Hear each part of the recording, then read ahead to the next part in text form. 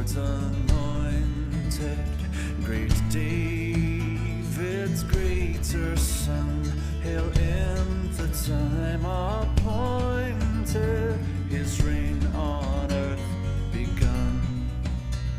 He comes to break oppression, to set the captive free, to take away transgression and rule in equity.